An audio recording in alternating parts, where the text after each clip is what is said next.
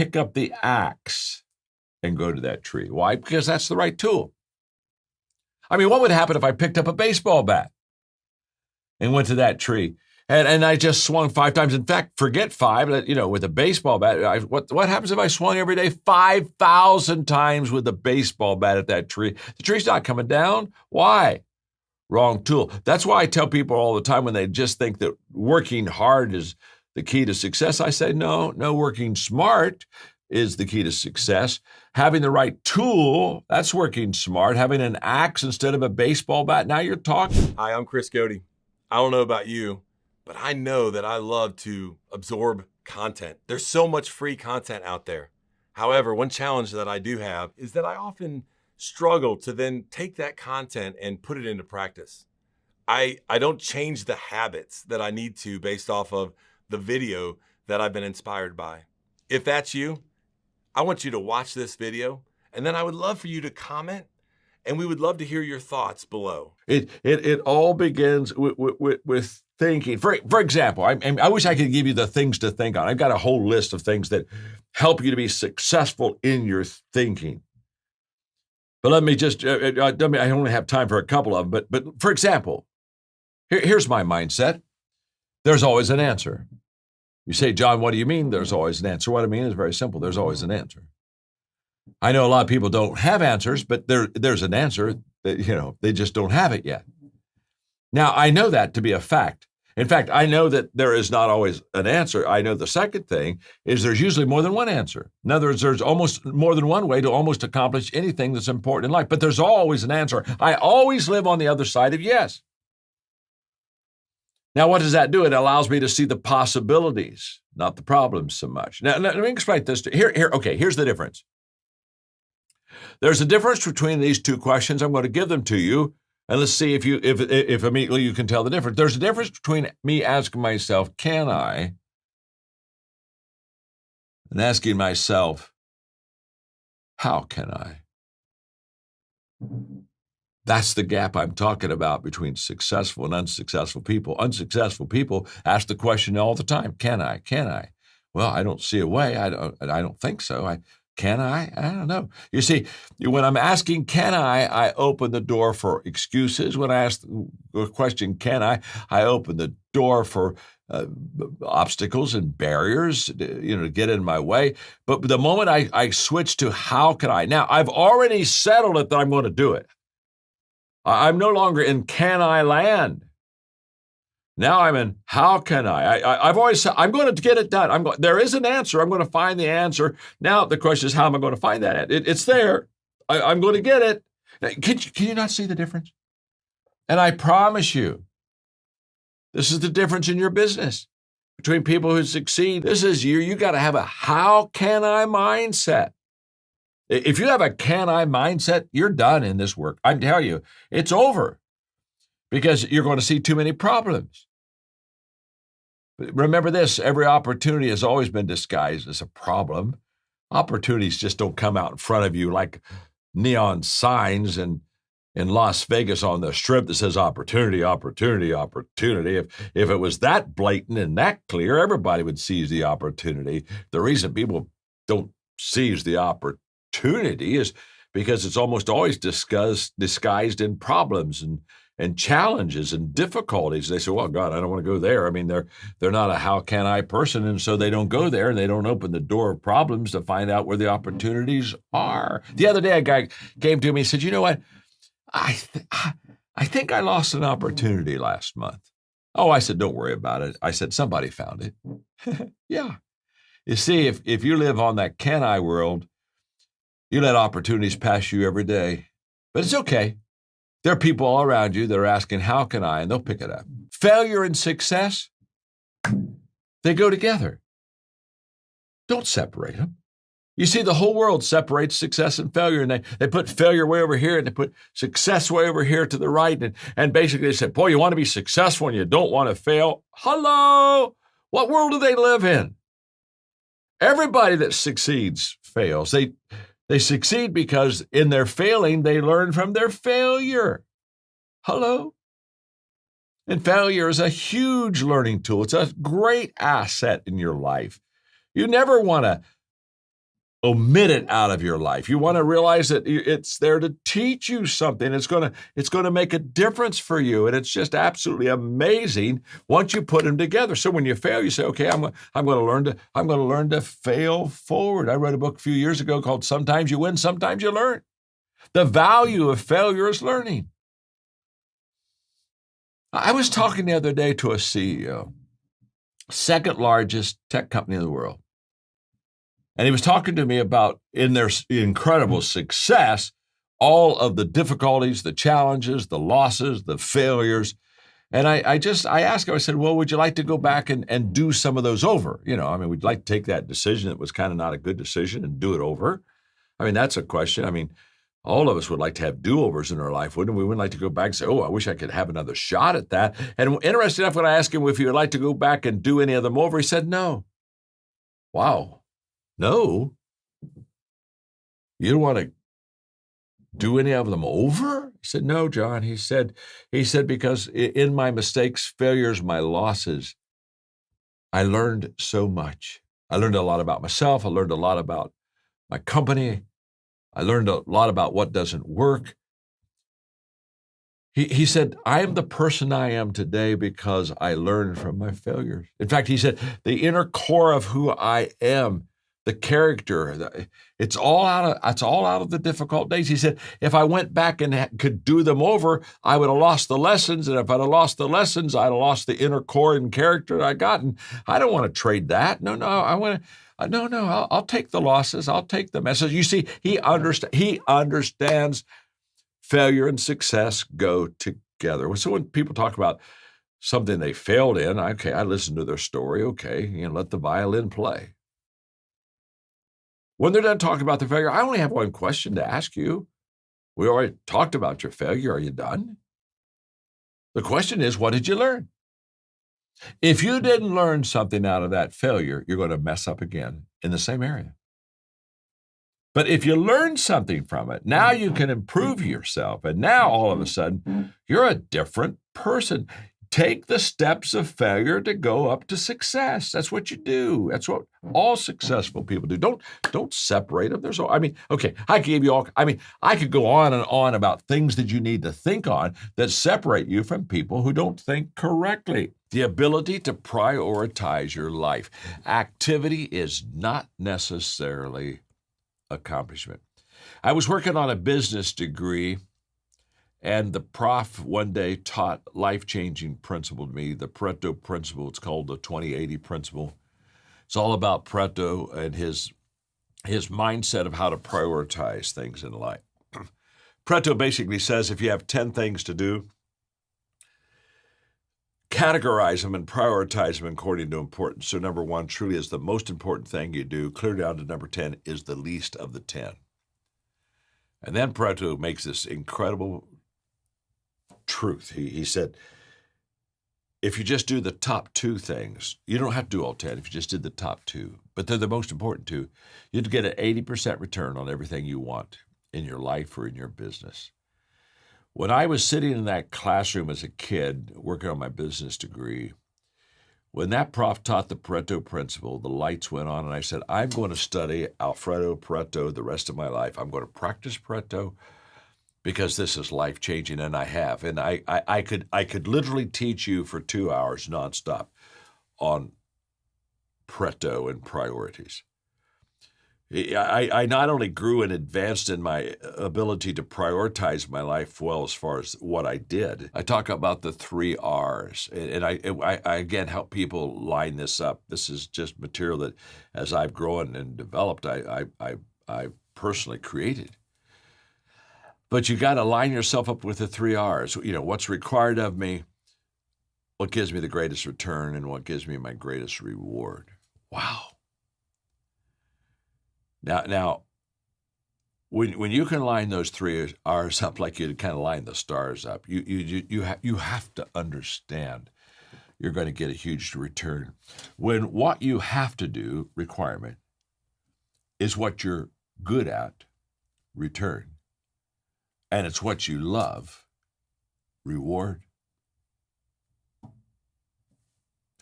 you can't be stopped. Don't miss that. You can't be stopped.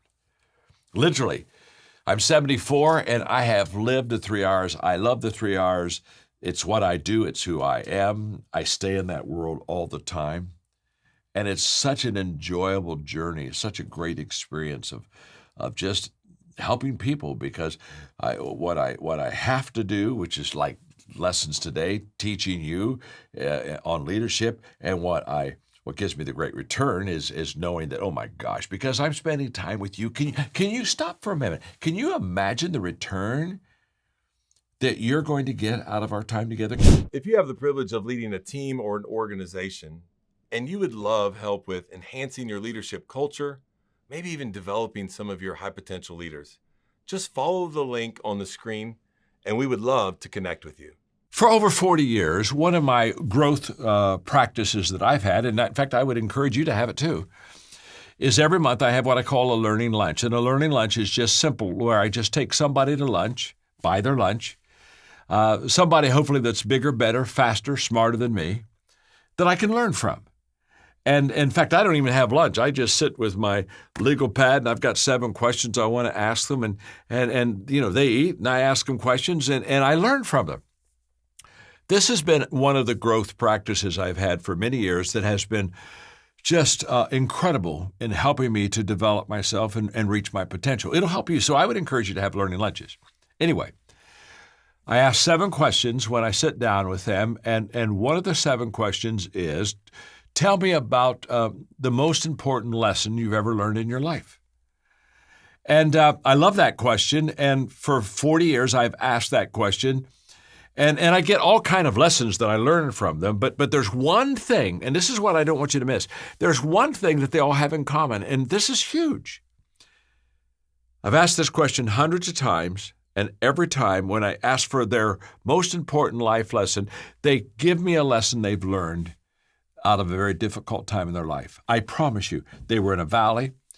They were handed some lemons. It was a dark time, and they say, but let me tell you what I learned in that very difficult time. And the reason I'm saying this to you now is the fact that I think there's a tendency for us that during difficult times to want to get rid of them as fast as you can. Oh, how long is this going to last? And when can I get rid of this? Instead of what can I learn from this? How can I become a better person because of that? What lesson is there that I could learn from this? So I just want to say that one of the lessons I want you to learn right now is the fact that honestly, your greatest growth can come right out of this period. Your greatest development can come out of this. Right. The seeds of your success in your business can come right out of this very difficult time. And so I want to encourage you to maximize this dark time, because there are some lessons in it for you. Learn them, embrace them, live them. Now, I say that because during difficult times, we have fear, which is a negative emotion, but I hope that we also have belief or faith, which is a positive emotion. In other words, inside of us during crisis, both emotions are kind of going a little wild on us. You know what I'm saying? Now, here's what I want you to understand. You can't get rid of your fears. I've got fears. I've got a lot of questions about this crisis. But what you do is focus on your belief and your faith, okay? Because if you focus on the positive, it gets bigger. And what that does is that helps you to get bigger and better. And if you ignore the fear, it's not that it goes away, but it reduces itself. So what I tell you is put your, feed your faith. And feed your faith by focusing on your faith. What you focus on expands. So put your faith, your belief, put that in front of you, and put your fear behind you. And as you travel, as you focus on your belief, it gets bigger, and the stuff that's behind you, it just gets smaller. So it's not that you get rid of the bad and only keep the good and the emotions. No. We got them both. They're always going to be both inside of you. So don't act like that you don't have fear. When people tell me they don't have any fear, I look at them and say, you're delusional, drunk, or on drugs. Something's wrong with you, because we all have fears. It's okay. It's okay. Just focus on your belief and faith, the positive, and ignore that fear. And it gets smaller and your faith gets bigger. Make lemonade. You see, On my desk as I talk to you today, I've got a bowl of lemons. And yep, you better believe it. I'm just squeezing this lemon. I'm making lemon juice and transferring over here to my glass. And what I tell leaders is this, because this is very true. Every day, if you're leading, you get a lemon. You just do, because there are no 2 good consecutive days in any leader's life, because you deal with people, you deal with problems, you deal with issues. The only problems you deal with are the hard problems when you're a leader. So every day you're handed a lemon, and you take that lemon and you squeeze that little baby, put it over there, and you make you a glass of lemonade. But during a crisis, you get a bowl of lemonades every day. I mean, it rains lemons on you. And so here's the good news. You get more than a glass of lemonade. If you take all those lemons that you get right now into lemonade, you got a pitcher or shoot, you could maybe start a lemonade business. Here's what I'm saying. The more lemonades you get, the better positioned you are to take something that isn't what you want and turn it into something that just is delicious and that you do want. I don't want you to miss this, because you see, when we look at opportunity doesn't come before you or me with like Las Vegas neon flashing lights saying, opportunity, opportunity, opportunity, come and get opportunity, opportunity. No. You see, all opportunity is hidden by adversity. You don't see the opportunity, you see the problem. But inside of the problem is where the opportunity is. And because you're now out of your comfort zone and you're dealing with adversity, you're learning to be more creative. You've just developed and found out what your new products are. You're getting all these training tools. This is a great time for you to build your business. But remember, when you see that problem, here's what I want you to do. You got to understand, you've got to get through the problem to get to the opportunity. It's there. You're going to take the lemons that life hands you. You're going to squeeze those babies, pour them into this glass, and you're going to drink some delicious lemonade. Live between the lines. And what I basically say is, on the right, as I walk my journey, on the right is success and on the left is failure. And there are sometimes I'm very successful, so I'm over on the right side of the road, and there's sometimes when I mess up and I'm over there in the failure ditch. And when I'm in the failure ditch and I'm not doing well and I've had a bad day, here's what I know. I'm not as bad as I look right now. I'm better than this, okay? I'm in the ditch, but I want to raise my hand and say, I'm bad, but I'm not that bad, okay? I don't really belong in the ditch, but when I get over on the success side, I want to tell people I'm not as good as they think I am either. And I'm not. I really live between the lines. And I just kind of want to be there, because you see, if I just want to live over on the success line, I'll never learn from people, because successful people become arrogant and prideful. And if I live in the failure ditch, my self-image will be so low, I'll never believe in myself enough to do it. But just walk between the lines. That's what that chapter is all about. It's just about character. It's all about integrity. It's about being bigger. It's about being better on the inside than you're on the outside. That's what it's about. This hand is my leadership lid. This is how well John Maxwell leads at this moment. These are my leadership skills.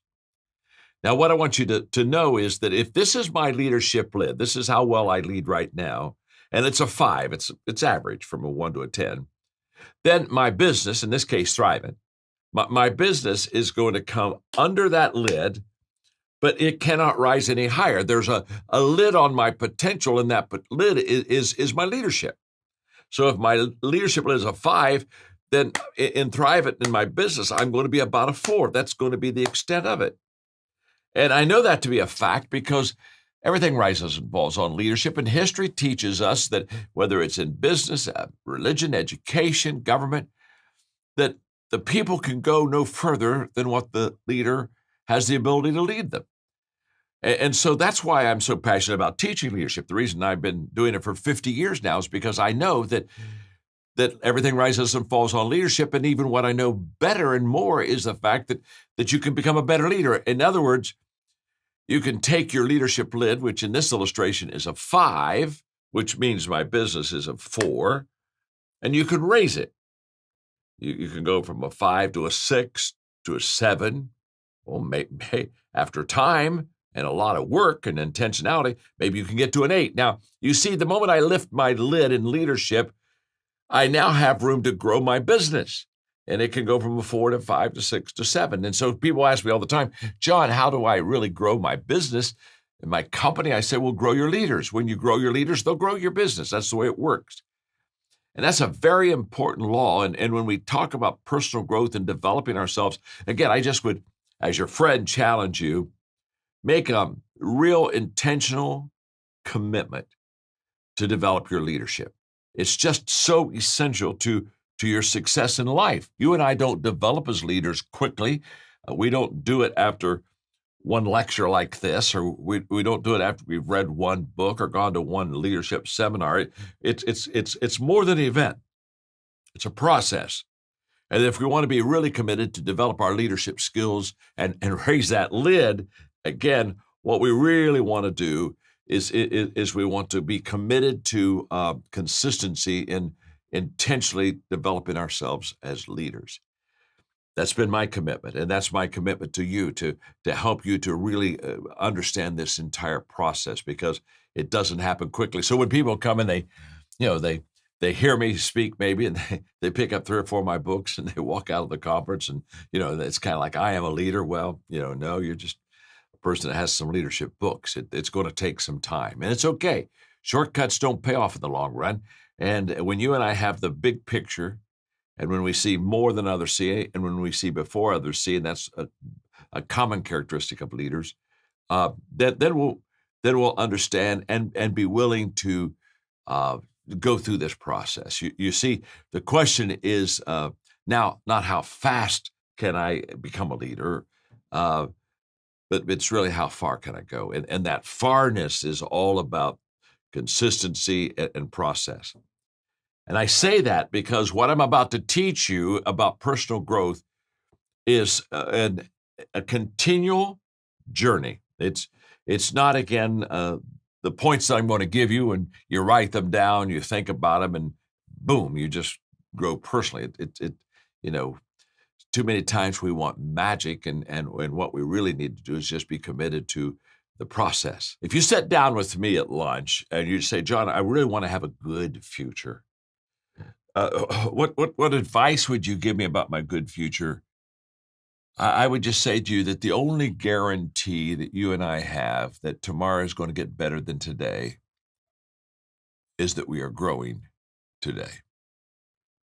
My growth today determines my success tomorrow. You see, every day you and I are either preparing or repairing.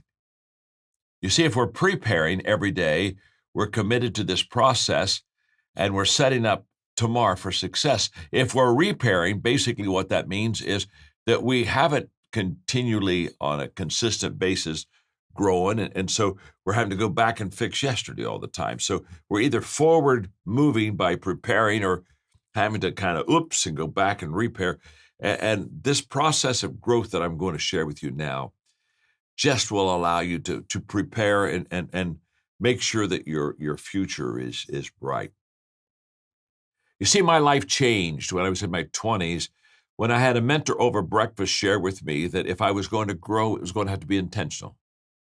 He said, growth isn't automatic, John. You've got to grow on purpose. And I thought, wow, I don't even have a plan for growth, and I need to find one, and then I need to be purposeful in it, and I need to continually grow.